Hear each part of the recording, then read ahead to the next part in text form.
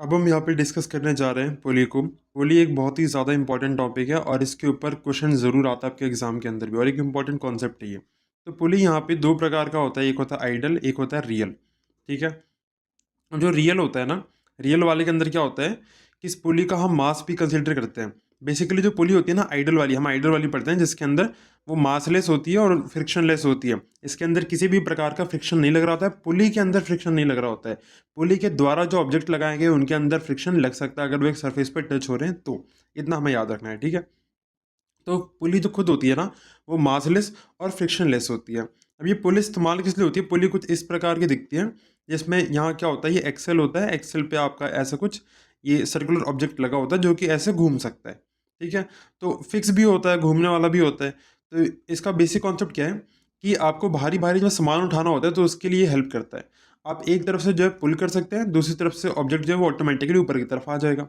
ऐसा आपने जो है देखा होगा, वेल के अंदर होता है। वेल क्या होता है, कुआं जहाँ से पानी निकाला जाता था पहले के टाइम पे। ठीक है। तो वहाँ पे भी इसी पुली कॉन्सेप्ट का प्रयोग होता है। हम यहाँ पे जो पुली पढ़ने वाले हैं, हम पढ़ेंगे एटवुड मशीन कॉन्सेप्ट की। ठीक है। इसका मतलब क्या है, एक सिंपल मशीन है जिसके अंदर दो मासेस कनेक्टेड रहेंगे। ठीक है। और कैसे कनेक्टेड रहेंगे, ये जो व्हाइट कलर का दिख रहा है आपको, ये क्या है, व्हाइट कलर का, ये एक स्ट्रिंग है। बिल्कुल ठीक है, ये स्ट्रिंग है। ये बहुत ही हल्की और इनएक्सटेंसिबल स्ट्रिंग होती है जो कि इस फ्रिक्शनलेस पुली के ऊपर से ऐसे जा रही होती है। ठीक है। आई होप कि इतनी बात आपको क्लियर है। अब स्ट्रिंग है तो स्ट्रिंग के अंदर टेंशन भी लग रहा होगा। अब स्ट्रिंग के अंदर टेंशन तो हम निकालेंगे, स्ट्रिंग के अंदर टेंशन हम निकालेंगे। टेंशन से पहले हमें एक्सेलेरेशन पता होना चाहिए कि एक्सेलेरेशन किस तरफ है। ऑब्जेक्ट हमारा इस तरफ को मतलब ये पुली जा रहा है, स्ट्रिंग इस तरफ जा रहा है या फिर इस तरफ को जा रहा है। ठीक है। तो हमें एक्सेलेरेशन भी फाइंड करना पड़ेगा। ठीक है। आई होप कि आपको ये बात समझ में आ रही है। ठीक है। तो यहाँ पे एक कॉन्सेप्ट समझते हैं। ठीक है। तो मान लेते हैं यहाँ पे कि एक हमारा पुली है। हम यहाँ पे एक पुली ड्रॉ करते हैं अपना। ठीक है। ये पुली हमने ड्रॉ कर दिया और यहाँ पे एक मास है। इस मास को हम कह देते हैं m1, और इधर भी एक मास लगा हुआ है। ठीक है। इस मास को हम नाम दे देते हैं m2। ठीक है। आप इसके ड्राइंग पे मत जाना कि दोनों ये से दिख रहे हैं, इसके अंदर भी डिफरेंसेस हम बना देते हैं, देखो कैसे। अब आपको पता है ये जो स्ट्रिंग है ना, स्ट्रिंग के अंदर टेंशन लग रहा होगा, ऐसे भी लग रहा होगा, इस पॉइंट पे भी, इधर से इस पॉइंट पे टेंशन और इस पॉइंट पे टेंशन। आई होप कि आपको इतना तो आइडिया होगा ही। अब ये m2 जो नीचे की तरफ क्या लगा रहा होगा, m2g लगा रहा होगा। ये m1 जो मास m1 हमारा ये क्या लगा रहा होगा, m1g लगा रहा होगा। अभी हमें यहाँ पे एक्सेलेरेशन का आइडिया नहीं है, तो अगर हम ये मान लें कि हमारा m2 जो है ना वो भारी है, यानी मास 2 वाला भारी है, तो हमारा इस तरफ को हमारा ऐसे हमारा एक्सेलेरेशन हो रहा है। यानी मैं कह सकता हूँ ये m1 मेरा ऊपर की तरफ जा रहा है एक्सेलेरेट करके। बिल्कुल ठीक है, ये बात आपको समझ में आ रही है। अब देखो यहाँ पे एक टेंशन लग रहा है, इधर पॉइंट पे एक टेंशन लग रहा है। तो ये जो स्ट्रिंग है ना, जिसने पुली को होल्ड कर रखा है, इसके वजह से देखो यहाँ पे ये पूरा जो सिस्टम है ये इक्विलिब्रियम के अंदर है।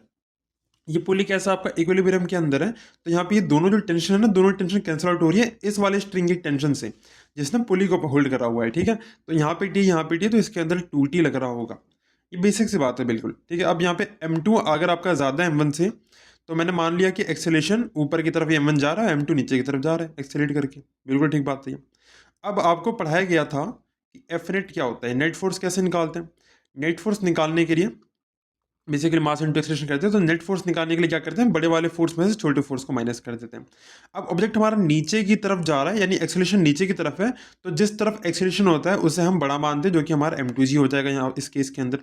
तो m2g में से कौन से फोर्स को माइनस करेंगे, आप इस m2 को देख लो यहाँ पे। तो m2 है, नीचे की तरफ लग रहा है आपका m2g, और नीचे की तरफ ऑब्जेक्ट एक्सेलरेट कर रहा है, ऊपर की तरफ यहाँ पे टेंशन है, तो टेंशन को माइनस कर देंगे इसमें से, इक्वल टू एम ए। अच्छा, यहाँ पे मास हमारा 2 है तो m2 हम लिख सकते हैं। ठीक है। इतना हमने कर लिया, इसे हम यही छोड़ देते हैं। अब देखो यहाँ पे जो हमारा दूसरा वाला है, दूसरा क्या है हमारा, यहाँ पे ये m1g वाला दिख रहा है। ठीक है। यहाँ पे क्या ऊपर की तरफ जा रहा है, तो टेंशन यहाँ पे ज़्यादा है, टेंशन फोर्स इस वाले m1 के केस में टेंशन फोर्स ज़्यादा है, तो उसमें से माइनस कर देंगे m1g को, जो कि इक्वल टू क्या देगा हमें, m1a देगा। बिल्कुल देगा। अब ये जो दो इक्वेशन बनी हमारी, इन दोनों इक्वेशन को हम सॉल्व कर सकते हैं। दोनों इक्वेशन को सॉल्व करने के लिए हम एक काम करते हैं कि ऐड कर देते हैं। ऐड क्यों करते हैं, क्योंकि यहाँ माइनस टी दिख रहा है, यहाँ टी दिख रहा है, ये कैंसिल आउट हो जाएंगे। ठीक है। ये कैंसिल आउट हो जाएंगे, तो क्या बच जाएगा हमारा m2g माइनस m1g बच जाएगा यहाँ पे। ठीक है।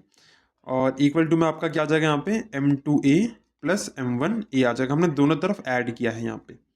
अब हम कह सकते हैं इन दोनों के अंदर एक्सेलरेशन कॉमन है, तो m2 प्लस M1 हम इसे लिख सकते हैं और यहाँ पे हम लिख सकते हैं M2 माइनस M1, इनके अंदर G कॉमन है, G कॉमन ले सकते हैं। तो एक्सेलरेशन को हम कह सकते हैं कि एक्सेलरेशन हमारा M2 minus M1 divided by M2 plus M1 into में G आया है। ठीक है, हम इसे एक्सेलरेशन बोल सकते हैं। तो एक्सेलरेशन हमने निकाल लिया इस प्रकार से। और जब एक्सेलरेशन निकाल जाता है तो हमें क्या निकालना होता है, टेंशन निकालना होता है स्ट्रिंग के अंदर। तो अब टेंशन निकालेंगे। टेंशन निकालने के लिए करना है क्या हमें बेसिकली, एक सेकंड यहाँ पे, हम देखो टेंशन निकालने के लिए हमें, अब हमें क्या समझना है, समझ में आ रहा है एक्सेलरेशन अगर हमारा आ गया तो एक्सेलरेशन की वैल्यू पुट करके हम निकाल सकते हैं। ठीक है, आप देखो यहाँ पे ये जो चीज़ बनी हमारी, अगर मैं इसको इक्वेशन थर्ड बोल दूँ, इसको अगर 1 बोल दूँ, इसको अगर 2 बोल दूँ, ठीक है, तो हम एक काम कर सकते हैं, इस थर्ड वाले को इस 2 के अंदर पुट कर सकते हैं। ठीक है, आप चाहे तो 1 के अंदर भी करके देख सकते थे, लेकिन हम इस 2 वाले में करके देख लेते हैं यहाँ पे बेसिकली। तो जब हम इसको पुट करेंगे तो मैं कह सकता हूँ कि T माइनस M1G और इंटू में M1, यहाँ पे एक्सेलरेशन की कंप्लीट वैल्यू डाल देंगे, जो पूरी वैल्यू आई है इसको डाल देंगे। ठीक है, तो M2 minus M1 divided by M2 plus M1 into में G आ जाएगा। ठीक है, हम एक काम कर सकते हैं कि दोनों तरफ हम ऐड कर सकते हैं, 2 बार ऐड लिख दिया, ऐड कर सकते हैं दोनों तरफ। किसको ऐड कर सकते हैं, M1G को ऐड कर सकते हैं। M1G को ऐड क्यों कर रहे हैं, क्योंकि लेफ्ट साइड में जो माइनस M1G है वो हमारा कैंसिल आउट हो जाएगा इस प्रकार से। ठीक है, अगर हम दोनों तरफ M1G को ऐड कर दें प्लस M1G को, तो इधर हमारा ये वाला कैंसिल आउट हो जाएगा यहाँ पे। ठीक है, तो हम कह सकते हैं टेंशन इक्वल टू में क्या आ जाएगा हमारा M1G आ जाएगा। ठीक है, आप एक चीज़ देख लो, यहाँ पे हमने इस तरफ भी ऐड किया है, क्या ऐड किया, इसका मैं कलर ही चेंज कर देता हूँ तो आपको समझ में आ जाए इजीली मैं क्या कह रहा हूँ यहाँ पे। ठीक है, मैं यहाँ पे कह रहा हूँ कि इस तरफ ये अच्छा नहीं लग रहा, एक सेकंड वाइट कर लेते हैं। देखो इधर आपने M1G ऐड किया है और इधर भी आप M1G को ऐड कर रहे हैं, तो M1G से M1G इस केस में तो कैंसिल हो गया। इधर क्या हुआ, इधर यहाँ पे देखो ये M1G दिख रहा है आपको, ये M1G तो है, तो ये एक M1G हो गया और ये दूसरा M1G है। क्या ये दोनों M1G कॉमन नहीं ले सकते, तो हमने इसको बाहर कॉमन निकाल लिया M1G को। ठीक है, T इक्वल टू में M1G हमने कॉमन निकाल लिया यहाँ पे। आई होप कि इतना मैथमेटिक्स क्लियर है आपको यहाँ पे, मैथमेटिक्स तो नहीं मतलब सॉल्विंग क्लियर है यहाँ पे आपको। अंदर क्या बच जाएगा, अब यहाँ पे M1G कॉमन ले लिया, M1G दोनों को कॉमन लिया, अंदर क्या बचेगा यहाँ पे इसकी जगह पे 1। ठीक है, 1 और प्लस में ये जो चीज़ हमारी क्या, M2 माइनस M1 अपॉन में M2 प्लस M1। अब यहाँ पे इसका एलसीएम ले सकते हैं नीचे, एलसीएम लेने पे नीचे 1 है यहाँ पे। ठीक है, एलसीएम लेने पे क्या आ जाएगा, नीचे आ जाएगा M2 प्लस M1 आ जाएगा और ऊपर क्या आ जाएगा यहाँ पे M2 प्लस M1 और प्लस M2 माइनस M1। ठीक है, जहाँ पे आपका ये M1 से M1 कैंसिल आउट हो जाएगा, तो आप बोल सकते हैं यहाँ पे क्या है आपका 2 M1 M2 और अपॉन में M1 प्लस M2 लिख सकते हैं, आगे पीछे बड़ा सा फर्क नहीं पड़ता। ठीक है, और साथ में क्या है आपका यहाँ पे, हम इसको बोल सकते हैं हमारा टेंशन आया है और इंटू में जी भी हमारा साथ में। ठीक है, तो इस प्रकार से हम टेंशन भी निकाल सकते हैं इसके अंदर। तो ऐसा ऐसा क्वेश्चन आएगा तो आप इस प्रकार से इसका जो है एक्सेलेरेशन टेंशन फाइंड कर रहे होंगे। आप इन फॉर्मूलाज को सीधा याद भी रख सकते हैं, आप इसकी मदद से भी डायरेक्टली आप निकाल पा रहे होंगे। ठीक है, नेक्स्ट हम बात करते हैं यहाँ पे कुछ ट्रिक्स की बात कर लेते हैं। आपको ये वाला क्वेश्चन काफ़ी ज़्यादा इंपॉर्टेंट क्वेश्चन नहीं है, आपको जरूर देखने को मिलेगा एग्जाम के अंदर। तो ऐसा क्वेश्चन आता है जहाँ पे आपका एक ऑब्जेक्ट जो है ऐसे M1 यहाँ पे लगा हुआ है और ये M2 जो है ना, M2 देखो M2 एक सरफेस पे टच हो रहा है, सरफेस पे टच हो रहा है तो कहीं ना कहीं सरफेस पे फ्रिक्शन भी लग रहा होगा, फ्रिक्शन लग रहा होगा अपोजिट। ठीक है, तो जब फ्रिक्शन लगेगा ना तो फ्रिक्शन का भी कुछ वैल्यू हमें निकालना पड़ेगा। फ्रिक्शन भी एक प्रकार का फोर्स है, तो उसको भी हम देख रहे होंगे क्या वो टेंशन से बड़ा है या फिर छोटा है। आई होप कि ये बात आपको थोड़ी बहुत समझ में आ गई होगी। और कहीं ना कहीं एक्सेलेरेशन हमारा इसी तरफ होगा, जनरली उसी तरफ होता है। ठीक है, तो अगर उस तरफ है तो फ्रिक्शन आपको ऑलरेडी छोटा हो जाएगा, फ्रिक्शन को माइनस करना होता है। ये सारी बातें हम आगे डिटेल में डिस्कस करेंगे जैसा क्वेश्चन वगैरह हम सॉल्व करेंगे इसके ऊपर तब। ठीक है, तो यहाँ पे देखो इसकी क्या ट्रिक हो सकती है। अगर हम यहाँ पे देखें, देखो ऑब्जेक्ट हमारा इस तरफ जा रहा है। ठीक है, तो मैं कह सकता हूँ यहाँ पे एक्सेलेरेशन क्या होता है हमारा, एक्सेलेरेशन होता है, मैं एक्सेलेरेशन की बात करूँ, एक्सेलेरेशन कैसे निकालेंगे, फिर टेंशन की भी बात बताता हूँ आपको कैसे निकालेंगे। एफ नेट बाय मास करते हैं, मास कौन सा, टोटल मास होता है यहाँ पे, टोटल मास होता है। ठीक है, तो एफ नेट की अगर बात कर लें यहाँ पे, एफ नेट देखो ये M1G, ये M1G जा रहा है नीचे को, तो M1G बड़ा हो गया है ना, M1G बड़ा हो गया। ठीक है, तो आप ये भी कह सकते हो कि नेट फोर्स आपका यहाँ पे क्या, M1G मास टोटल क्या है, M1 प्लस M2 है। ठीक है, ये बात समझ में आ रही है आपको। देखो M2 क्या लगा रहा होगा, नीचे की तरफ MG लगा रहा होगा और यहाँ पे नॉर्मल फोर्स भी इसके साथ लग रहा है, इसको कैंसिल आउट कर रहा है यहाँ पे। ठीक है, अब देखो यहाँ पे मेन मैं बात क्या बताना चाहता हूँ, अगर टेंशन भी निकालना हो आपको तो टेंशन भी आप निकाल लोगे। टेंशन के लिए करना है क्या आपको, टेंशन के लिए बस देखना है कि कौन सा वाला फोर्सेस बड़ा है, ब्लॉक के अकॉर्डिंग, दोनों ब्लॉक्स के अकॉर्डिंग चेक करके निकाल सकते हो। ठीक है, आप निकाल सकते हो इस चीज़ को। अगर मैं इसकी बात कर लूँ, इस फिगर की, ये वाला थोड़ा सा इंपॉर्टेंट है, इसको ध्यान समझ लोगे आप तो अच्छा रहेगा। ठीक है, यहाँ पे जो M2 दिख रहा है आपको, ठीक है, M2 क्या करेगा इस तरफ नीचे को, यहाँ पे हाँ देखो, एक सेकंड रुको, सॉरी मैं क्या कर रहा हूँ यहाँ पे, देखो M1 जो है ना आपका, M1 या नीचे को M1G लगा रहा होगा, लगा रहा है कि नहीं लगा रहा, नीचे M1G लगा रहा है। ठीक है, क्या आप यहाँ पे वेक्टर रिजॉल्व करना जानते हैं? आप जानते होंगे, देखो कैसे, यहाँ से क्या लगता है आपका, आपका नॉर्मल लगता है, बिल्कुल लगता है। ठीक है, अब ये एक थीटा एंगल पे भी आपको दिख रहा है, थीटा एंगल पे, तो आई होप कि सबको इतना समझ में आ रहा होगा कि अगर ये थीटा एंगल है तो इधर भी थीटा बनता है। अब किसी को ये डाउट ना हो कि कैसे बनता है, पहले डिस्कस कर लिया हमने ऑलरेडी। ठीक है, तो इस तरफ आपका क्या लग रहा होगा यहाँ पे, M2G कॉस थीटा, थीटा के अकॉर्डिंग यहाँ पे, ठीक है, M2G कॉस थीटा लग रहा होगा। और यहाँ क्या लग रहा होगा, यहाँ पे M2G साइन थीटा लग रहा होगा। तो आप देखोगे कि ये जो नॉर्मल होता है ना, नॉर्मल से हमारा M2G कॉस थीटा तो कैंसिल आउट हो जाएगा। तो बेसिकली ये वाला जो M2G कॉस थीटा फोर्स है ना, इसका कोई लेना देना नहीं, यहाँ पे हम बात कर रहे हैं केवल M2G साइन थीटा की।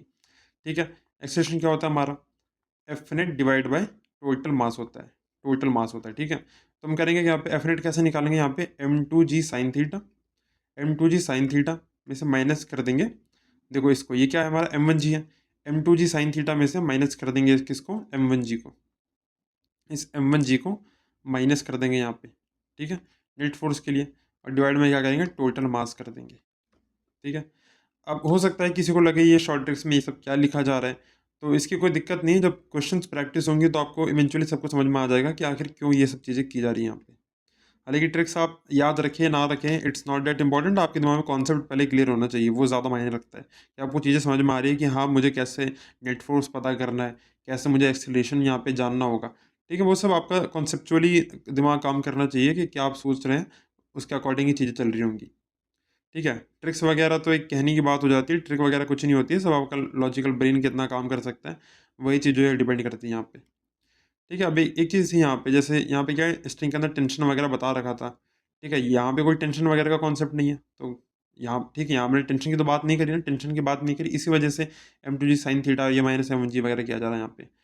अब उम्मीद करता हूँ समझ में आ रहा होगा, और नहीं भी आ रहा तो ऐसा कोई दिक्कत नहीं है, आप लेक्चर देखो आराम से। ठीक है, आपको धीरे धीरे चीज़ें खुद ही समझ में आने लग जाएंगी, आपको सिर्फ एफर्ट देते रहना, आपको चीज़ें सीखती रहनी है। अब यहाँ पे देखो, इस फिगर के अंदर क्या है आपका, नाम नहीं दे रखा यहाँ पे, तो पहले नाम रख लेते हैं, मान लेते हैं ये M1 है और ये आपका M2 है। ठीक है, और एक्सेलरेशन किस तरफ है आपका, एक्सेलरेशन देखो, अगर हम मान लेते हैं कि M2 बड़ा है आपका, ठीक है, या कुछ दे तो नहीं रखा, तो M2 को अगर हम बड़ा मान ले तो हम कह सकते हैं कि ये आपका M2G हो जाएगा। ठीक है, M2G हो जाएगा, M2G, और ये बीटा एंगल है, बीटा एंगल है, तो M2G साइन बीटा लगेगा इस तरफ। आई होप कि इतना तो कॉन्सेप्ट अब तक तो आपको क्लियर हो ही गया होगा। इस तरफ क्या लग जाएगा आपका, इस तरफ आपका M2G साइन अल्फा लग जाएगा। ठीक है, M2G sign beta, M2G sine alpha, आपको पता है कि नॉर्मल की वजह से वो जो कॉज वाला जो है ना, वो कैंसल आउट हो जाएगा, उसका कोई यहाँ पे वैल्यू नहीं रहेगा। तो इस तरफ एक्सेलरेशन है, तो हम कह सकते हैं कि एक्सेलरेशन कैसे निकालते हैं, नेट फोर्स, नेट फोर्स क्या हो जाएगा यहाँ पे, M2G sign beta, sign beta में से माइनस कर देंगे किसको, एक सेकेंड, इसको हमने M2G बोला, तो ये तो M1G है ना, यहाँ पे ठीक कर लेते हैं इसको। ठीक है, M1G और साइन अल्फा डिवाइडेड बाय हम क्या कर देंगे, टोटल मास, यानी कि M1 प्लस M2 कर देंगे। आई होप कि इतनी बातें आपको क्लियर है, अगर नहीं भी क्लियर है तो आराम से समझते रहो, मैं पहले बता चुका हूँ। अब हम बात करते हैं यहाँ पे फ्रिक्शन की। फ्रिक्शन एक बहुत ही ज़्यादा इंपॉर्टेंट टॉपिक है। ठीक है, इसका कंसिडरेशन बहुत ज़्यादा इंपॉर्टेंट है, जब भी आप ऐसे ब्लॉक के क्वेश्चन को सॉल्व करते हैं तो उसमें कई बार फ्रिक्शन की एंट्री हो जाती है, तो फ्रिक्शन आपको समझ के करना पड़ता है। फ्रिक्शन बेसिकली होता क्या है, it opposes the relative slipping और its tendency between the two objects in contact. इसका मतलब क्या है, इसका मतलब क्या है, जैसे अब हम पढ़ते थे पहले कि अगर कोई व्यक्ति चल रहा है, ठीक है, तो वो इस तरफ को मोशन कर रहा है, कोई ऑब्जेक्ट मान लीजिए सर मोशन कर रहा है, तो फ्रिक्शन उसके अपोजिट लग रहा है। ठीक है, केवल इतना सा कॉन्सेप्ट हम जो है समझने की कोशिश करते हैं यहाँ पे, but it is not the right thing. Actually में रिलेटिव स्लिपिंग है। रिलेटिव स्लिपिंग का मतलब ये होता है यहाँ पे कि जैसे हम इंसान के जाने की बात कर रहे हैं या ऑब्जेक्ट के जाने की बात कर रहे हैं, वैसे हम ग्राउंड के जाने की भी बात कर रहे होंगे यहाँ पे, क्योंकि हम रिलेटिव चीज़ों को देखते हैं। हम ग्राउंड के पर्सपेक्टिव से भी देख सकते हैं और इंसान के पर्सपेक्टिव या किसी ऑब्जेक्ट के पर्सपेक्टिव से भी यहाँ पे फ्रिक्शन को देख सकते हैं। दोनों ही पर्सपेक्टिव यहाँ पे काम कर सकते हैं। ठीक है, आपको पता है कि अब आपका जो फ्रिक्शन है वो कांटेक्ट के होने की वजह से, तो कांटेक्ट में होगा जब भी आएगा फ्रिक्शन। तो ग्राउंड पे जब मान लो व्यक्ति चल रहा है, तो व्यक्ति जब चल रहा है तो वो अपने पैरों से क्या कर रहा है, अगर आप देखो यहाँ पे, तो अपने पैरों से वो पीछे की तरफ पुश कर रहा है इस ग्राउंड को। अगर ग्राउंड पीछे की तरफ पुश कर रहा है, आप ऐसे सोचो, ग्राउंड के रेफरेंस से एक बार सोचो, आप ग्राउंड को सोचो, तो ग्राउंड पीछे की तरफ पुश हो रहा है, तो क्या हम कह सकते हैं ग्राउंड पे जो फ्रिक्शन लग रहा है क्या वो आगे की तरफ लग रहा है? अरे ग्राउंड में फ्रिक्शन तो आगे की तरफ लग रहा है, ठीक है। तो ये चीज़ जो है ना, ये रिलेटिव है। फ्रिक्शन एक्चुअली में आपका रिलेटिव है, ठीक है। ये ऐसा नहीं होता कि सिर्फ आप ऑब्जेक्ट इस तरफ जा रहा है तो बोल दोगे कि इधर फ्रिक्शन लग गया, नहीं ऐसा नहीं होता है। आपको थोड़ा सा डिटेल में इसको सोचना पड़ेगा। फ्रिक्शन एक्चुअली में एक रिलेटिव स्लिपिंग है। अच्छा, आप बोलोगे कि बहुत सारे तो हमें स्मूथ सर्फेसेस देखने को मिलते हैं, तो है ना, तो एक्चुअली में कोई भी सरफेस जो है ना वो स्मूथ होता है नहीं है। आप उसको बिल्कुल जूम इन करके देखोगे तो कहीं ना कहीं थोड़ा बहुत वो रफ रफ आपको सरफेस दिखेगा। इसी की वजह से इंटरलॉकिंग होती है। इंटरलॉकिंग मतलब जैसे अगर आप एक स्मूथ स्मूथ कोई ऑब्जेक्ट भी ला के रखोगे ना, तो वो भी फ्रिक्शन को फील कर पा रहा होगा, क्योंकि वो जो ऑब्जेक्ट है वो खुद भी स्मूथ नहीं है और जिस सरफेस पर रखा है वो भी स्मूथ नहीं है। एक्चुअली में आप उसको पूरा जूम करके देख पाओगे तो कुछ भी स्मूथ नहीं है। इस वजह से आपस में फ्रिक्शन बना रहे होते हैं, आपस में कांटेक्ट कर रहे होते हैं। हो सकता है नेग्लिजिबल अमाउंट में हो, बट होगा ज़रूर। इतनी बात आपको पता होनी चाहिए, ठीक है। अब यहाँ पे ना फ्रिक्शन के भी प्रकार हैं। फ्रिक्शन हमारा अलग अलग प्रकार से काम करता है, ठीक है। अब देखो फ्रिक्शन क्या लगता है, कैसे लगता है, इस बारे में हम आराम से समझ रहे होंगे अभी। ऐसा नहीं है कि ठीक है हम नहीं समझेंगे, बिल्कुल समझेंगे इस बात को। तो हमने क्या देखा यहाँ पे कि फ्रिक्शन जो है ग्राउंड के पर्सपेक्टिव से देखें तो आगे की तरफ लग रहा है। आई होप कि इतनी सी बात अगर आपको क्लियर है तो हम आगे बढ़ सकते हैं। यहाँ पे इसके टाइप्स पहले हम डिस्कस कर लेते हैं। पहले हम बात करते हैं स्टैटिक फ्रिक्शन की। किसकी बात कर रहे हैं? स्टैटिक फ्रिक्शन की। ये स्टैटिक फ्रिक्शन क्या होता है? स्टैटिक फ्रिक्शन क्या होता है, ये कब लगता है पहले इसकी बात कर लेते हैं। When an object acts when an object is at rest. जब कोई ऑब्जेक्ट रेस्ट पे होता है तब हमारा स्टैटिक फ्रिक्शन लग रहा होता है। और इसका काम क्या होता है? ये प्रिवेंट करता है। प्रिवेंट का मतलब होता है रोकता है। Prevent the object from starting starting to move. Object को रोकता है, ऑब्जेक्ट को चलने से रोकता है। और ये एक प्रकार का सेल्फ एडजस्टिंग फोर्स होता है। ये एक प्रकार का सेल्फ एडजस्टिंग फोर्स होता है। अब ये सारी बातें हम समझते हैं कैसे। तो मान लेते हैं यहाँ पे कि एक ऑब्जेक्ट रखा हुआ है और ऑब्जेक्ट को आप आके क्या करते हो, बोलते हो कि मैं इसे पुश कर दूंगा, मैं इसे हटा दूंगा इसकी जगह से। तो आप इस पर फोर्स लगाने लगे, आप इस पर फोर्स लगाने लगे, मुझे नहीं पता, आप कुछ भी एक फोर्स लगाने लगे, ठीक है। तो होता है कि ऑब्जेक्ट मूव नहीं कर रहा, नहीं कर रहा, नहीं कर रहा है। होता क्या, मान लो आपने यहाँ से 20 न्यूटन का फोर्स लगाया, तो ऑब्जेक्ट ने यहाँ से 20 न्यूटन का फोर्स एडजस्ट कर लिया। फ्रिक्शन ने मतलब एक्चुअली एडजस्ट कर दिया, ठीक है। आपने ऐसे 50 न्यूटन लगाया तो 50 न्यूटन तक एडजस्ट हो गया। 60 न्यूटन तक लगाया तो 60 न्यूटन एडजस्ट हो गया। इसके कहने का मतलब क्या है कि आप जितना फोर्स लगा रहे हैं, कितना ही फोर्स लगा रहे हैं, अगर ऑब्जेक्ट मूव नहीं कर रहा है, इसका मतलब ऑब्जेक्ट आप पे उतना ही फ्रिक्शन वहाँ पे जनरेट कर रहा है। ऑब्जेक्ट मतलब जो फ्रिक्शन है ना उतना जनरेट हो रहा है और ऑब्जेक्ट आपका मूव नहीं कर पा रहा है। इसीलिए स्टैटिक फ्रिक्शन को सेल्फ एडजस्टिंग बोलते हैं, क्योंकि वो खुद ही एडजस्ट कर लेता है। आप जितना लगा रहे हो उतना वो लगा रहा है और मूव नहीं कर रहा है। बट एक ना एक वैल्यू ऐसी जरूर है कि जब वो एकदम से मूव कर जाएगा, एकदम से मूव कर जाएगा, तो हम क्या सकते हैं, जो फ्रिक्शन की वैल्यू जो बहुत ज्यादा है ना यहाँ पे, फ्रिक्शन की वैल्यू एकदम से ड्रॉप कर जाएगी, एकदम से ड्रॉप कर जाएगी। यानी हम समझ में आ रहा है, फ्रिक्शन की एक लिमिट भी होगी, फ्रिक्शन की एक लिमिट होगी और उस लिमिट के बाद फ्रिक्शन ड्रॉप कर जाएगा। और ड्रॉप करने के बाद जब ऑब्जेक्ट को अब आप मूव कर पा रहे हो ना, तो फिर वो धीरे धीरे फिर मूव करता ही रह जाएगा। आप उसको स्लाइड करते हुए कहीं भी लेके जा सकते हो या चीज़ों को रोल भी करा सकते हो, ठीक है। आई होप कि ये बात आपको क्लियर है यहाँ पे। तो अभी जो चीज़ है ना, इसको थोड़ा और ध्यान समझते हैं। और इसके अंदर एक जो टर्म बोला था मैंने, लिमिटिंग फ्रिक्शन, वो भी मैं आपको बताता हूँ होता क्या है, ठीक है। मैंने एक टर्म बोला जो कि था limiting friction. Limiting friction, limiting friction का मतलब होता है एक लिमिट है। क्या है? एक लिमिट है। हम इसे ये भी बोल सकते हैं कि मैक्सिमम वैल्यू होती है। मैक्सिमम वैल्यू किसकी होती है? मैक्सिमम वैल्यू होती है स्टैटिक फ्रिक्शन की। ये मैक्सिमम वैल्यू होती है स्टैटिक फ्रिक्शन की, ठीक है। और ये कब लगता है? ये जब लगता है बिल्कुल वर्ज ऑफ स्लिपिंग पे। वर्ज, VERGE होता है, verge of slipping. Verge of slipping का मतलब बिल्कुल जस्ट अभी जो है आपका ऑब्जेक्ट स्लिप करने ही वाला है, करने ही वाला है, उसी टाइम पे आपका यहाँ पे लिमिटिंग फ्रिक्शन का कंसेप्ट आ जाता है, ठीक है। अब ये लिमिटिंग फ्रिक्शन जो होता है ना आपका, ये डायरेक्टली प्रोपोर्शनल होता है नॉर्मल रिएक्शन के। तो अब देखो इसको रिप्रेजेंट कैसे करेंगे? फ्रिक्शन को हम छोटे एफ से बना सकते हैं और लिमिटिंग है तो एल लगा सकते हैं। जो लिमिटिंग फ्रिक्शन होता है ना वो डायरेक्टली प्रोपोर्शनल होता है नॉर्मल फोर्स के। किसके? नॉर्मल फोर्स के होता है। कहीं ना कहीं देखो ये जो ऑब्जेक्ट है आपका, क्या ये नॉर्मल फोर्स, देखो ये अपने एम की वजह से तो यहाँ स्टैंड कर रहा है ना, एम की वजह से स्टैंड कर रहा है। अब एम की वजह से स्टैंड कर रहा है, हमें पता है नॉर्मल फोर्स है, तो कहीं ना कहीं लिमिटिंग फ्रिक्शन फ्रिक्शन जो है आपका ना, वो इस नॉर्मल फोर्स पे ही डिपेंड कर रहा है, नॉर्मल फोर्स पे ही डिपेंड कर रहा है, ठीक है। तो इसलिए डायरेक्टली प्रोपोर्शन होता है। अब इस प्रोपोर्शन को हटाएंगे तो कुछ तो लगाएंगे, तो हम कह सकते हैं यहाँ पे, हम यहाँ पे एक वो लगाते हैं, इसे क्या बोलते हैं, ये होता है आपका कोफिशिएंट ऑफ स्टैटिक फ्रिक्शन, ठीक है। कोफिशिएंट ऑफ फ्रिक्शन होता है बेसिकली, तो यहाँ पे स्टैटिक फ्रिक्शन के लिए लग रहा है, इसलिए कोफिशिएंट ऑफ स्टैटिक फ्रिक्शन बोलते हैं। इनटू में एन है आपका, ठीक है, इनटू में एन है, ठीक है। आप इसको जो है ना, ये जो म्यू एस इंटू में एन जो लिखा है यहाँ पे, हम इसे जो है स्टैटिक फ्रिक्शन की मैक्सिमम वैल्यू भी बोल सकते हैं, स्टैटिक फ्रिक्शन की मैक्सिमम वैल्यू भी इसको बोल सकते हैं।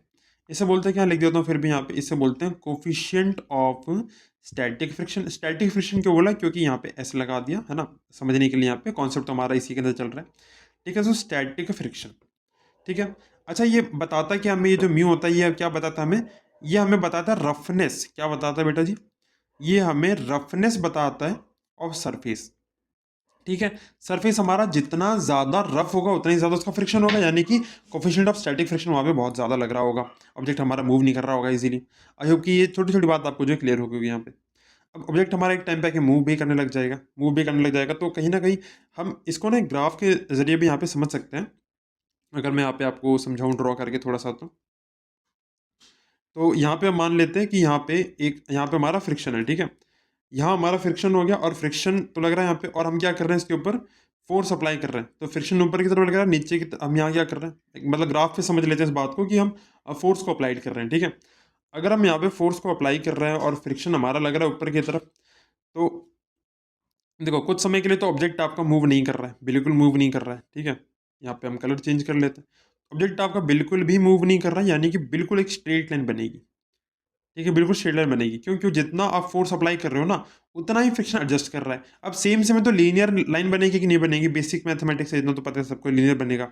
इसे हम स्टैटिक बोल सकते हैं, इसे हम स्टैटिक बोल सकते हैं। ठीक है, अब एक पॉइंट पे आके उसका लिमिट हिट होगा, लिमिट हिट होगा जहाँ पे ये डॉट बनाया मैंने, इसे हम लिमिटिंग फ्रिक्शन बोल सकते हैं।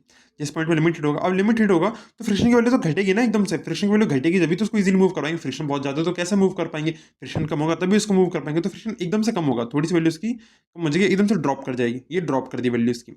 अब ड्रॉप करने के बाद क्या होगा, ड्रॉप करने के बाद ये वैल्यू जो है आपकी ऐसी सस्टेन करेगी, बिल्कुल ऐसे ही रहेगी एज इट इज, जैसे हम काइनेटिक फ्रिक्शन की वैल्यू बोलते हैं, यानी कि अब आप ऑब्जेक्ट को इजीली जो है मूव कर पा रहे हैं, ऑब्जेक्ट को इजीली मूव कर पा रहे हैं। आई होप कि ये बात आपको क्लियर होगी यहाँ पे। ठीक है, तो हमने स्टैटिक फ्रिक्शन की बात कर ली, स्टैटिक फ्रिक्शन का ही एक टाइप होता है हमारा लिमिटिंग फ्रिक्शन, मतलब उसके अंदर ही एक चीज़ है हमारी, कॉन्सेप्ट है। ठीक है, जो हमने समझा अभी।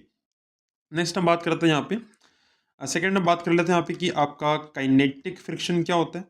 ठीक है, काइनेटिक फ्रिक्शन को समझते हैं यहाँ पे।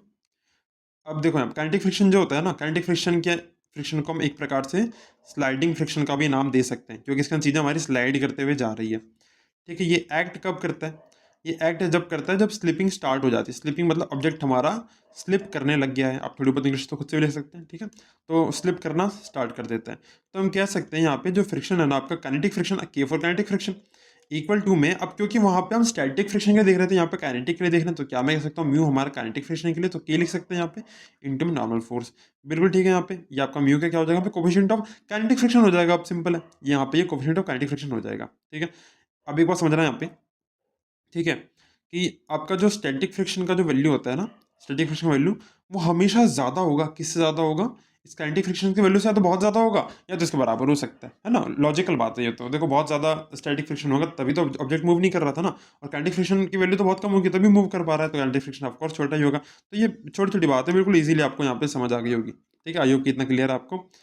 ठीक है, अब हम यहाँ पे बात कर लेते हैं किसकी, थर्ड टाइप की, जो कि है रोलिंग फ्रिक्शन। हम रोलिंग फ्रिक्शन के यहाँ पे चर्चा कर लेते हैं कि रोलिंग फ्रिक्शन क्या होता है। रोलिंग फ्रिक्शन मतलब ऑब्जेक्ट रोल करता हुआ जा रहा है, रोल करता हुआ जा रहा है। ठीक है, एक्ट कब करता है, ये एक्ट जब करता है जब एक ऑब्जेक्ट जो है ना, act when an object object rolls over a surface. ठीक है, एक सरफेस पे रोल करे तब आपका ये लग रहा होता है। ठीक है, और इसकी जो वैल्यू होती है ना, इसकी वैल्यू बहुत छोटी होती है स्लाइडिंग फ्रिक्शन से, smaller value than sliding friction. Sliding friction से भी छोटा होगा ना, क्योंकि रोलिंग तो बहुत तेज होती है, बहुत तेज है, फ्रिक्शन तो ना के बराबर, फ्रिक्शन बहुत छोटा है, यानी कि काइनेटिक फ्रिक्शन भी यानी कि स्लाइडिंग फ्रिक्शन भी उसके सामने फेल मार जाएगा। रोलिंग फ्रिक्शन की वैल्यू इतनी ज़्यादा छोटी होती है हमारे यहाँ पे। ठीक है, अयो कि इतना कॉन्सेप्ट तो आपको जो है आराम से क्लियर हो ही गया होगा। अब हम यहाँ पे चर्चा करने वाले हैं यहाँ पे बहुत इंपॉर्टेंट टर्म्स की, जो कि डेफिनेटली आपसे एग्जाम्स के अंदर पूछी भी जाती है और वेरी वेरी इंपॉर्टेंट है। ठीक है, तो अभी हम यहाँ पे डिस्कस करने वाले हैं बहुत इंपॉर्टेंट टॉपिक, जो कि हमारा एंगल ऑफ फ्रिक्शन। क्या टॉपिक हमारा, एंगल ऑफ फ्रिक्शन। इसका जो है डेरिवेशन वगैरह भी एग्जाम के अंदर कई बार आता है, तो ये बहुत ज़्यादा इंपॉर्टेंट है, इसको ध्यान से समझ लेना यहाँ पे प्लीज़। ठीक है, तो मान लेते हैं एक ऑब्जेक्ट हमारा, एक ऑब्जेक्ट ऐसा रखा हुआ है, ठीक है, एक सरफेस पे रखा हुआ है। ठीक है, और वो इस तरफ को मोशन कर रहा है, इस तरफ को मोशन कर रहा है, बेसिकली इस तरफ उसका एक्सेलरेशन है। अब यहाँ पे क्या लग रहा है, उसका नॉर्मल रिएक्शन लग रहा है, नीचे की तरफ क्या लग रहा है, उसका mg लग रहा है, सरफेस पे क्या लग रहा है, यहाँ पे उसका फ्रिक्शन लग रहा है। फ्रिक्शन लग रहा है अपोजिट में, ठीक है। एंगल ऑफ फ्रिक्शन क्या होता है, इसकी डेफिनेशन पहले हम समझ लेते हैं। यहाँ पे इसकी डेफिनेशन क्या होती है, ये डेफिनेशन क्या होती है, इसका एंगल जो होता है ना, एंगल होता है, एंगल कहाँ होता है, angle between resultant of normal reaction and friction. देखो अब इस बात को समझ लो, नॉर्मल रिएक्शन एंड फ्रिक्शन, इसका मतलब क्या है, रिजल्टेंट कैसे निकालते थे, मान लो ये दो वेक्टर दिखे ना आपको, ठीक है, आप ऐसे इनका रिजल्टेंट निकालते थे बीच में, ये होता है रिजल्टेंट, ये जो निकाला रिजल्टेंट बोलते हैं इसको। तो कह रहे हैं यहाँ पे जो नॉर्मल जो रिएक्शन है जो ऊपर को लग रहा है और जो फ्रिक्शन जो लग रहा है उसका रिजल्टेंट, तो रिजल्टेंट मैं यहाँ इसको ऐसे ड्रॉ कर सकता हूँ। So this is our resultant here, first of all I hope you get it, ठीक है। तो ये आपका रिजल्टेंट हो जाएगा इस केस में। बट ये क्या, ये एंगल सिर्फ पता चलेगा ऐसे नहीं, तो यहाँ पे नॉर्मल रिएक्शन फ्रिक्शन के बीच में जो रिजल्टेंट लग रहा है ना, रिजल्टेंट जो लग रहा है, ये एंगल आपका ना ये वाला होता है, ठीक है, नॉर्मल रिएक्शन एंड फ्रिक्शन, ठीक है। और किसके बीच में लग रहा होगा, एंड नॉर्मल रिएक्शन के बीच में, नॉर्मल रिएक्शन के बीच में लग रहा होगा। यानी मैं थीटा को बना के दिखाऊं तो हम यहाँ बात कर रहे हैं, देखो हम यहाँ पे बात कर रहे हैं, ये थीटा नहीं दिख रहा, एक सेकंड कलर चेंज कर लेते हैं, यहाँ पे रेड से दिख रहा होगा, रेड से भी नहीं दिख रहा, थोड़ा ब्लैक का इशू है तो वाइट ही रख लेते हैं, ऐसा कोई इशू नहीं, ठीक है। देखो ऊपर बन रहा है आर, मैं दोबारा बना देता हूँ, यहाँ पे इस तरफ लग रहा है आपका फ्रिक्शन, ये आपका इन दोनों का रिजल्टेंट, इन दोनों का जो रिजल्टेंट आ रहा है और जो नॉर्मल है ना, इन दोनों का जो रिजल्टेंट है और नॉर्मल है, इन दोनों के बीच में जो बनने वाला होगा एंगल, उसे हम बोलेंगे एंगल ऑफ फ्रिक्शन, उसे हम बोलेंगे एंगल ऑफ फ्रिक्शन, ठीक है। आई होप कि इतनी बात आपको क्लियर है। देखो यहाँ पे हम क्या समझते हैं, तो हम यहाँ पे इसका डेरिवेशन भी करके देख लेते हैं, ठीक है। ऊपर क्या लग रहा है आपका नॉर्मल रिएक्शन, इस तरफ क्या लग रहा है आपका फ्रिक्शन लग रहा है, ठीक है। यहाँ पे आपका एक मास रखा हुआ है, एक मास रखा हुआ है, ठीक है। और यहाँ पे ये बनाएगा रिजल्टेंट, इसका एक सेकेंड रिजल्टेंट ड्रॉ कर लेते हैं यहाँ पे, और इनसे कर लेते हैं ड्रॉ, ठीक है। तो ये रहा इसका रिजल्टेंट, ठीक है, आप थोड़ा सही से बनाना, ये रहा इसका रिजल्टेंट, ठीक है। अब हम इसे कर लेते हैं यहाँ पे, इसको अगर हम ज्वाइन कर लें, इसको अगर हम ऐसे कर दें ज्वाइन करने पे हम इसका नेमिंग कर सकते हैं, मान लो इस पॉइंट का नाम ए रख देते हैं, इस पॉइंट का नाम हम ए बी, इसका नाम सी रख देते हैं, और यहाँ पे ये थोड़ा एंगल एंगल टाइप का नहीं दिख रहा है यहाँ पे, मतलब तीन रेज जैसे निकल रही हो, तो इसको नाम ओ रख देते हैं, थोड़ा अच्छा लगेगा देखने में, ठीक है। ये वाला एंगल क्या है, ये वाला एंगल थीटा है, ये वाला एंगल थीटा है, ठीक है। अब यहाँ पे देखो बहुत बेसिक बेसिक सी बात हम समझ लेंगे यहाँ पे कि क्या कहना चाह रहे हैं यहाँ पे। अब देखो यहाँ पे ये ए ओ बी दिख रहा है आपको, ए ओ बी, ए ओ बी दिख रहा है ना आपको, या ओ ए बी कह लो, ए ओ बी कह लो, कुछ भी कह लो, ठीक है। जो ट्राइंगल आपको दिख रहा है, जैसे हम ओ ए बी भी बोल सकते हैं, ओ ए बी बोल लो, है ना, बीच में मतलब एंगल आ रहा है, उससे फर्क नहीं पड़ता इतना क्या जा रहा है, ठीक है। अब देखो यहाँ पे जो ए बी है, ए बी है, थीटा के सामने वाला क्या होता है, थीटा के सामने वाला होता है बेटा जी परपेंडिकुलर होता है, ठीक है, परपेंडिकुलर होता है। तो मैं यहाँ पे कह सकता हूँ कि जो ए बी डिवाइडेड बाई ए ओ अगर मैं करता हूँ, ए बी बाई ए ओ करता हूँ, तो यानी मैंने कि परपेंडिकुलर बाई क्या किया, यहाँ पे परपेंडिकुलर बाई बेस किया, क्या ये आपका टेन थीटा होता है, आप बिल्कुल सही बोल रहे हैं, ये टेन थीटा होता है। तो हम कह सकते हैं कि टेन थीटा बराबर हमारा ए बी बाई ए ओ होता है, हम इतनी बात यहाँ पे कह सकते हैं। जो ए बी है आपका, ए बी जो दिख रहा है ना, ए बी आपका ये फ्रिक्शनल फोर्स के बराबर है, इस फ्रिक्शनल फोर्स के तो बराबर है ऊपर, ये देखो ए बी आपका इस फ्रिक्शनल फोर्स के तो बराबर है, तो ए बी की जगह हम क्या लिख सकते हैं, फ्रिक्शनल फोर्स लिख सकते हैं। और जो बेटा जो फ्रिक्शनल जो फोर्स होता है ना आपका, उसका जनरल फॉर्मूला क्या है आपका, कि आपका कोफिशिएंट ऑफ फ्रिक्शन इंटू में आर होता है, कोफिशिएंट ऑफ फ्रिक्शन इंटू में आर होता है। तो हम लिख सकते हैं कि टेन थीटा इक्वल टू में क्या आ जाएगा, म्यू आर, और नीचे ए ओ क्या होगा आपका बेटा जी, यहाँ पे ए ओ आपका ये नॉर्मल रिएक्शन ही तो है, पूरा नॉर्मल रिएक्शन ही है, तो नीचे नॉर्मल रिएक्शन, इससे कैंसिल आउट कर सकते हैं इसको, बिल्कुल कर सकते हैं। तो हम कह सकते हैं यहाँ पे थीटा की वैल्यू क्या हो जाएगी, थीटा की वैल्यू हो जाएगी म्यू, ठीक है। और ये जो टैन होता है ना, टैन को इधर भेजेंगे तो क्या हो जाएगा आपका, थोड़ा स्पेस कम पड़ गया, दोबारा लिख लेते हैं, देखो टैन इनवर्स म्यू, ठीक है। आपको पता होगा ये उधर जाके इन्वर्स हो जाता है, ठीक है। थीटा की वैल्यू क्या आएगी आपकी, टैन इनवर्स म्यू आएगी, जो कि आपका एंगल ऑफ फ्रिक्शन है, ठीक है। तो ये इसका सिंपल सा डेरिवेशन है, और इस चीज़ को आपको याद रखना, आई होप ये कॉन्सेप्ट भी आपको यहाँ पे क्लियर हो गया होगा कि किस प्रकार से एंगल ऑफ फ्रिक्शन यहाँ पे एक्ट कर रहा होता है।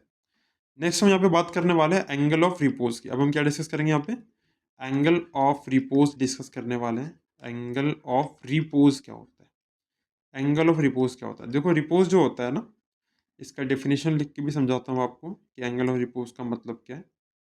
This is the angle of inclination, this is the angle of inclination above which object above which object sliding starts sliding on a rough surface, on a rough surface बोल मैं इसलिए देता हूँ, कई बार हो सकता है राइटिंग क्लियर ना हो तो आपको पता लग जाए मैं क्या लिखा है यहाँ पे, ठीक है। तो होता क्या है, जैसे मान लो ग्राउंड पे कोई चीज़ रखी हुई है, ठीक है। आप क्या करो, इस ग्राउंड से इसको धीरे धीरे ऐसे ऐसे ऐसे ऐसे ऐसे एक थीटा एंगल पे उठा रहे हो, ऐसे उठा रहे हो, ठीक है। आप एक स्लोप बना रहे हो बेसिकली, आपने इसको इंक्लाइन कर दिया ऐसे उठा के, तो ऑब्जेक्ट ऐसे ऊपर जाता जा रहा है, जाता जा रहा है, आप ऐसे उठा रहे हो उठा रहे हो उठा रहे हो, ठीक है। एक टाइम पे ऑब्जेक्ट धीरे धीरे स्लाइड करने लग जाएगा, धीरे धीरे स्लाइड करेगा, नीचे की तरफ स्लाइड करेगा, स्लाइड करेगा, स्लाइड करेगा, फिसलने लग जाएगा टाइम पे आके बेसिकली, ठीक है। तो बेसिकली ये जो एंगल है ना, कि आप कितना उसको उठा रहे हो, this is called angle of repose, simple भाषा में बिल्कुल, ठीक है। इसी को हम एंगल ऑफ रिपोज बोलते हैं। तो अगर हम इसे यहाँ पे ड्रॉ करके समझे, ठीक है। अब एंगल ऑफ रिपोज देखो, अब यहाँ पे एंगल ऑफ फ्रिक्शन को हमने थीटा बोल दिया, तो क्या हम इसे अल्फा नहीं बोल सकते, इसे अल्फा बोल देते हैं। बेसिकली एक दूसरा नाम रख देते हैं ना, थोड़ा सही रहता है। यहाँ पे एक ऑब्जेक्ट आपका मास एम का, ठीक है। इस पे अपोजिट ऐसे फ्रिक्शन लग रहा है, ठीक है। और यहाँ इस तरफ क्या लग रहा होगा, इस तरफ क्या लगेगा, इस तरफ, अब तो आपको याद होना चाहिए, इस तरफ एम जी कॉज अल्फा लगेगा, करते करते याद हो जाना चाहिए आपको। इस तरफ एम जी साइन अल्फा लगेगा बेटा जी, सॉरी साइन अल्फा लगेगा, ठीक है। आपको पता है ये वाला तो आपका नॉर्मल रिएक्शन से इक्वल होता है, बैलेंस होता है ये वाला, यहाँ पे नॉर्मल रिएक्शन से बैलेंस होता है, ठीक है। ऑब्जेक्ट के यहाँ, ऑब्जेक्ट का यहाँ क्या लग रहा होगा, नीचे की तरफ यहाँ लग रहा होगा उसका एम जी लग रहा होगा ऑब्जेक्ट का, ठीक है। ऑब्जेक्ट का यहाँ पे एम जी लग जाएगा। तो हम क्या बोल सकते हैं यहाँ पे, हमें क्या क्या बात समझ में आ रही है कि जो आर है ना मेरा, आर मेरा इस एम जी कॉज अल्फा के बराबर है। क्या मैं कह सकता हूँ जो आर है ना, वो एम जी कॉज अल्फा के बराबर है, ठीक है। उसी तरह ये एम जी साइन अल्फा इस फ्रिक्शन फोर्स के बराबर है। तो मैं कह सकता हूँ जो फ्रिक्शन जो फोर्स है ना, उसके बराबर है हमारा क्या, एम जी साइन अल्फा उसके बराबर है, ठीक है। एम जी साइन अल्फा उसके बराबर है, ठीक है। इतनी बात समझ में आ गई आपको। अब देखो ये जो फ्रिक्शन होता है ना, फ्रिक्शन को हम क्या लिख सकते हैं, म्यू आर लिख सकते हैं। लिख सकते हैं कि नहीं लिख सकते हैं, बिल्कुल लिख सकते हैं, ठीक है। तो हम यहाँ पे कह सकते हैं कि आपका एम जी साइन अल्फ, एक सेकंड फिर गलत बन गया यहाँ पे, ठीक है। तो क्या हो जाएगा यहाँ पे M G sine alpha, M G sine alpha बराबर क्या हो जाएगा, mu M G cos alpha हो जाएगा, mu M G cos alpha हो जाएगा, ठीक है। क्योंकि हम इसको क्या लिख सकते हैं, इसको म्यू आर लिख सकते हैं ना। तो यहाँ पे हम कह सकते हैं आपका कि ये एम जी से एम जी यहाँ पे क्या हो जाएगा आपका, कैंसिल आउट हो जाएगा, और म्यू आपका क्या आ जाएगा, sine alpha by cause alpha क्या होता है आपका, टैन अल्फा होता है। टैन अल्फा होता है, अल्फा को हम क्या बोल सकते हैं कि टेन इनवर्स आपका म्यू आ गया, टेन इनवर्स आपका म्यू आ गया। अभी देखो यहाँ पे आपको एक बात समझ में आनी चाहिए कि आपने जैसा निकाला यहाँ पे, ठीक है, अल्फा और ये थीटा निकाला ना कहीं एक जैसा ही तो है, ये सेम ही तो है। तो सेम है बट कॉन्सेप्चुअली सेम नहीं है, मतलब इनकी वैल्यू जो होती है ना, वैल्यू इनकी सेम आ सकती है बट कॉन्सेप्चुअली सेम नहीं होते हैं, ठीक है। आप मैथमेटिकली बोल सकते हो इनको सेम है बट कॉन्सेप्चुअली सेम नहीं है, ये कंसेप्ट इनके अलग अलग है, ठीक है। एंगल ऑफ रिपोज जो होता है ना, एक बात याद रखना कि वो किसी के मास पे डिपेंड नहीं करता है, इसका मास कितना है उससे फर्क नहीं पड़ेगा। दो ऑब्जेक्ट आपने रखे ना, तो उनका एंगल ऑफ रिपोज जो होगा ना वो सेम ही आपको मिलेगा, ठीक है। मतलब दो चीज़ आप लेके आओगे, अगर उसको ऐसे इंक्लाइन करके देखते हो तो उनका एंगल ऑफ रिपोज सेम होगा, अलग अलग नहीं होगा, ठीक है। आई होप कि इतनी बात आपको जो है यहाँ पे क्लियर होगी, ठीक है। तो सारी बातें क्लियर है, एक बार रिकॉल कर लें। यहाँ पे एंगल ऑफ फ्रिक्शन क्या होता है हमारा, angle between between the resultant in friction and the angle angle between the reaction, ठीक है। तो उसे हम एंगल ऑफ फ्रिक्शन बोलते हैं। एंगल ऑफ रिपोज यहाँ पे क्लियर हो गया, सिंपल है बिल्कुल, डेफिनेशन इसका डेरिवेशन क्लियर है। आर बराबर एम जी कॉस अल्फा ले लिया, फ्रिक्शन हमारा एम जी साइन अल्फा के बराबर है यहाँ पे, बिल्कुल सही बात है हमारा, ठीक है। ये हमारे किसके बराबर होता है, म्यू आर के बराबर होता है, ठीक है। म्यू आर के बराबर होता है, किसी को दिक्कत तो नहीं है ना, फिर बता दें। देखो अगर ये म्यू आर के बराबर है, म्यू आर के बराबर है, तो हमने किया क्या यहाँ पे, म्यू लिखा और आर की जगह पे आर की वैल्यू लिख दी ना, एम जी कॉस अल्फा, ठीक है। जो कि इतना तो क्लियर होगा, किसी को इतनी दिक्कत नहीं आनी चाहिए। नेक्स्ट हम यहाँ बात करते हैं, यहाँ पे एक और टॉपिक समझते हैं यहाँ पे कि हम एक्सेलेरेशन देखते हैं, एक्सेलेरेशन डाउनवर्ड। एक्सेलेरेशन हम कैसे देख रहे हैं, डाउनवर्ड एक्सेलेरेशन देख रहे हैं, एक रफ इनक्लाइंड प्लेन पे, एक रफ इनक्लाइंड प्लेन पे देख रहे हैं। इसका मतलब क्या है, हमने इस प्रकार की चीज़ें पहले डिस्कस कर रखी हैं, तो अब तक तो आप इन चीज़ों से फेमिलियर हो गए होंगे करते करते, आपको बिल्कुल भी समस्या नहीं आएगी अगर आप अच्छे से फॉलो कर रहे हैं अब तक तो, ठीक है। यहाँ पे एक थीटा एंगल है, यहाँ पे एक मास रखा हुआ है, ठीक है, मास रखा है बिल्कुल सिंपल सा। अब देखो यहाँ पे कह रहे हैं इसका डाउनवर्ड एक्सेलरेशन है, तो ये यहाँ पे डिनोट करके बता देता हूँ आपको। अब देखो यहाँ पे फटाफट समझते हैं इसको, ठीक है। आपको देखो समझ में आ गया होगा अब तक तो, मुझे नहीं लगता कोई शायद ही ऐसा कोई बच्चा होगा जिसको दिक्कत आ रही होगी। यहाँ पे ये थीटा होता है तो इधर भी थीटा बनता है, आपको पता है, ठीक है। ये आपका क्या बनाएगा, इधर एम जी कॉस थीटा बनाएगा, ठीक है। और यहाँ से क्या बनेगा आपका, आर बन जाएगा, यहाँ पे आपका फ्रिक्शन लग रहा है, और नीचे की तरफ क्या आ जाएगा आपका, यहाँ पे एम जी साइन थीटा आ जाएगा, बिल्कुल सही बात है।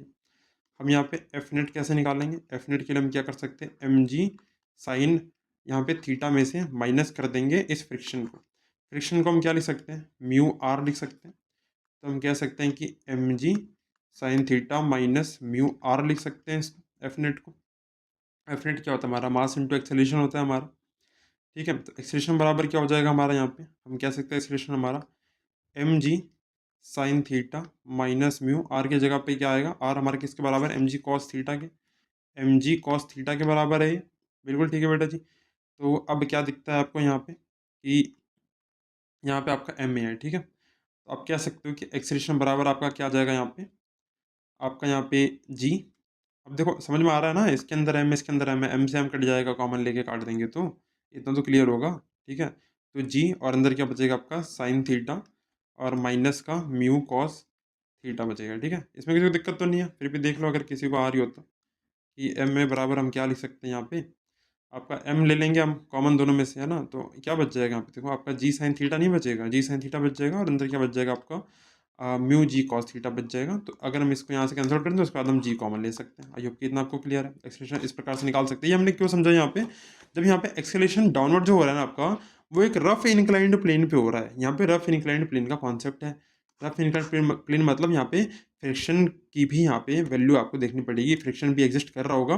तो ये देख हम कॉन्सेप्चुअली समझ रहे हैं यहाँ पे। ठीक है, तो यहाँ पे फ्रिक्शन की आपको वैल्यू गिवन नहीं है, बट क्वेश्चंस के अंदर न्यूमेरिकल के अंदर आपको फ्रिक्शन की वैल्यू भी गिवन होती है, फ्रिक्शन की वैल्यू भी गिवन होती है। ठीक है, और यहाँ पे जो आपका जो ये जो जी होता है ना जी, ये जी जी जो होता है इसकी वैल्यू काफ़ी ज़्यादा बड़ी होती है एज़ कम्पेयर टू इस एक्सेलेरेशन से। ठीक है, इसकी वैल्यू काफ़ी ज़्यादा बड़ी होती है। ठीक है, तो अब तक हमने ये सारी चीज़ें कवर कर ली, उम्मीद करता हूँ आपको सारी चीज़ें यहाँ पे क्लियर होंगी। ठीक है, तो ठीक है, अब आगे कंटिन्यू करेंगे इसको।